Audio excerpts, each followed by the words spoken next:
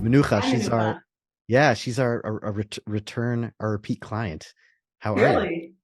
No, what I mean is she's always so generous with her time to come on to this Oh, webinar. okay. We met you before. I didn't know Yeah, that. yeah, Yeah. yeah. I think this is my third time on, and every time I'm like, what can I do for Danny?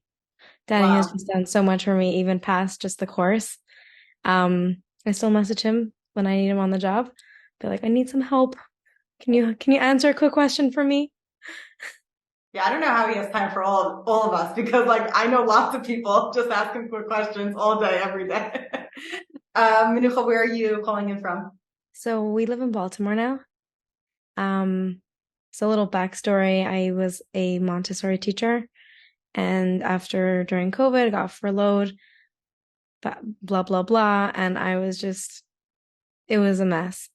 And um I was scrolling through COL Live and I saw the course and I was like, these things always kind of interest me. I always had like a business-minded brain and let's give it a try. So I attended this this webinar and it got me hooked. Um so it took me I wasn't looking for a job right away. I had just had a baby. I was like taking the course like it was like literally like in line with my due date. And so like I was kind of like we had like two kids under the age of 15 months. So we were like my hands were full. So I said, let me take the course and then like when things cool down, I'll start looking for a job. Um and I am now 5 months in. I work for an agency, a marketing agency, as their Google Ads specialist. So I take care of I think 10 to 15. Can't remember exactly. We're always having more onboarding clients. So, ranging between many different budgets from, spending like $5,000 or $2,000 a month actually to like $20,000 a month. So it's really cool. Wow. And is your agency local? Are you in person, remote? Remote. It's actually in Texas. Yes. Really? Yeah. Okay. So Don't in tell Texas, Danny it's his competitor. I'm kidding. in his backyard because Texas is so little. It's not so little. No, I'm kidding. I mean, Texas is like, it doesn't matter. That's amazing. I think, Danny, is this common? Like almost nobody has an in-person job. Ooh, look, I think quite a few of the students who are, in the New York, New Jersey area, I don't know, there are quite a few who do have in-person jobs. But the nice thing is that there's a possibility of having remote jobs. So like Manucha, right?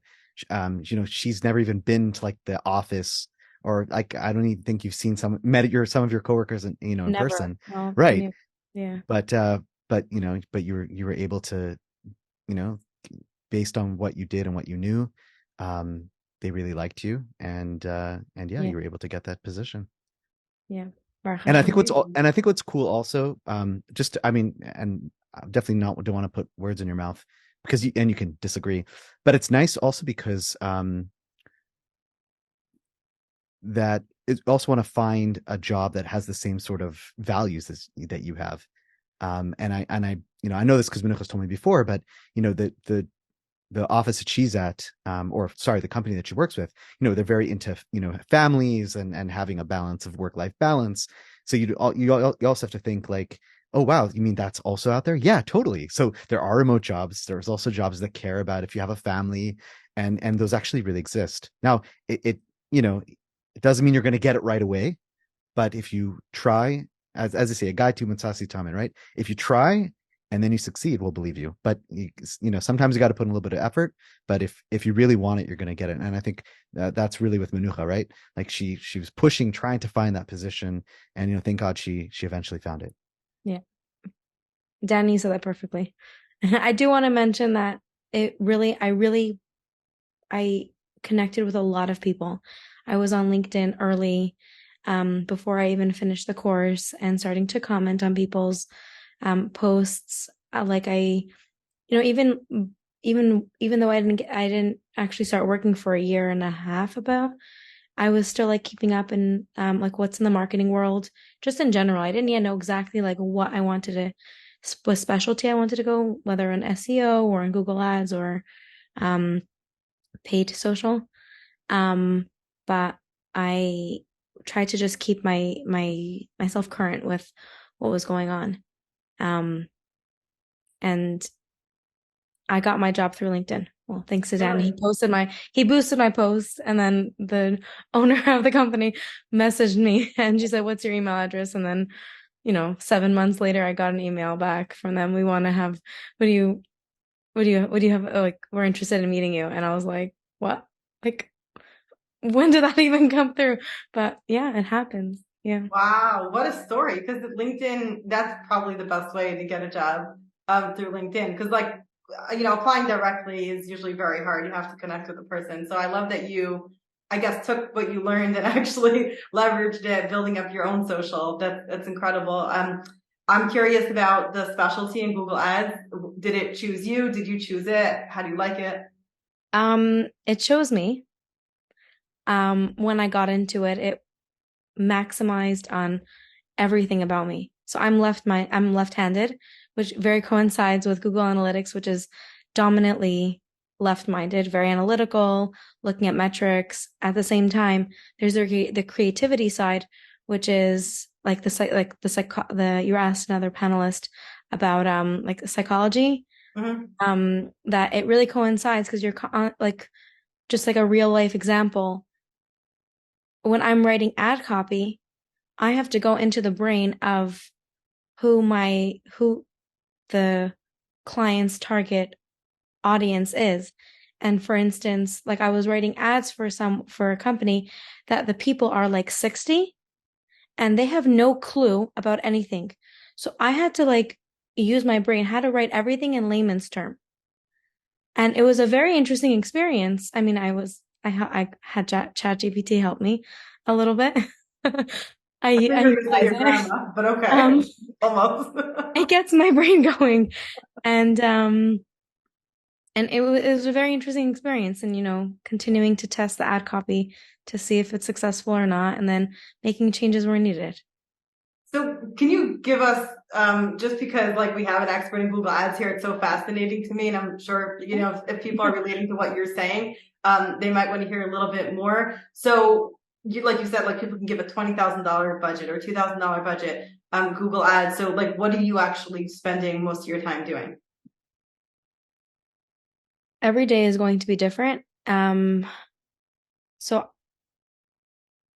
I try every day to at least go into every account just to make sure everything is like looking fine. There's no credit cards are being declined for whatever reason. I have to notify a client. But the piece about the budget kind of just goes into, I would say, and Danny, correct me if I'm wrong, strategy, how many campaigns you're going to run, how many ad groups in those campaigns, really what industry. Some industries will do better with one kind of campaign versus another. The companies that have $20,000 budgets bring in like billions of dollars net per year. Like, and like it's hard to say. But did I answer all those? Yeah, well, no, it's interesting. It's interesting even Yeah. just to hear what's going on inside your brain. It seems like it almost becomes monopoly money, but then it's you're playing in different, like in a whole different arena. So yeah, no, it's interesting. And I guess if anyone wants to follow up with specific I mean, questions, you're playing with an algorithm, literally. Sometimes And it works in your favor. Go ahead. Yeah. no, I just want to add, so I'd imagine in Menucha that some days you're building new campaigns. So that means you're doing the keyword research. What are the keywords? And then you're writing the ads. And then some days, the campaign's going and you have to analyze and say, okay, did any money get wasted on terms that we don't want to show up for? Right. Are the bids high enough? Do we need to increase them? And we're sending them to this page. Is that the right page? Or maybe we should find a different page on the website. And on that page, there's a picture of a girl, but maybe it should be a picture of a boy, or maybe it should be something else. Or the button that says contact us now, is it maybe a little bit too low on the page? Should it be a little bit higher? So, there's a lot going from designing the campaign to like it actually going. And then you're also reporting, you're speaking to clients. So Yeah. there's a lot going on. Amazing. And one last question for you before we let you go. You mentioned writing campaigns. So, since someone else mentioned taking a copywriting course, how important is being a good writer? Is it something that you need to do every day? I never did well in school in writing. Okay, good. Thank you. That's all I You're wanted not to do. writing essays, you're writing headlines, and Google gives you like a 30, like for a headline, it has to be within 30 characters. It is challenging sometimes. When you have like, let's say, a company's name that happens to be 32 characters, and I'm like, Yeah. what am I supposed to do? Like, there's nothing else. So my boss is like, well, they chose a long name. They're not going to have a business name in their ad. It's like, what can you do? Got it. Okay, so You you don't don't need. have to be like a essay creative writer. You can be creative in a technical way. And it sounds like in each job there's going to be a different application for that. Correct. And I want to just mention on that on this point, um, that you don't. What I've noticed in marketing, so I specialize in Google Ads, but I coincide with SEO all the time. And like for instance, like I didn't like I learned about certain terminologies and like I knew about it, but like now I'm actually like we chat all the time and we're working on the same clients and we're at the same meetings. So for me, working in an agency, everything is coming full circle. You If that get makes sense. exposure to everything, even though you're Yeah. working in a specialty. Yeah. I mean, as well as I get my feet more wet within the company, like for instance, like search terms, people, so in Google Ads, you get a list of, there's a joke that if you pay Google, they give you some information, what the search terms that people are searching. So, and that can also help with SEO when it comes to blog, like what are people interested um, in regards to topics for blogs, so on and so forth. Um, but the point I wanted to mention earlier was that I find that, everyone is very dynamic. We all have many different sides to us. And I feel like, so yes, I went into Google Ads and I'm finding I'm like, this is really maximizing my, my brain, I guess. Um, as well as I'm sure on the SEO side, there's many aspects within that. Um, so it's kind of like, not like, oh, I'm really good at SEO, or I'm a copywriter or whatever it is. Let me just do that. Like you can really like, I guess, ride the waves and like find your strengths in different areas. And I don't Wow. want that to be like confusing for people. Um, More of that you don't have to feel like, oh, I'm a teacher and I'm going to use these skills. I'm a I'm an accountant and I'm stuck with numbers and so on and so forth. It's It's really, not surprising to me yeah, that you were a Montessori teacher. You have a great way of I know, right? explaining things.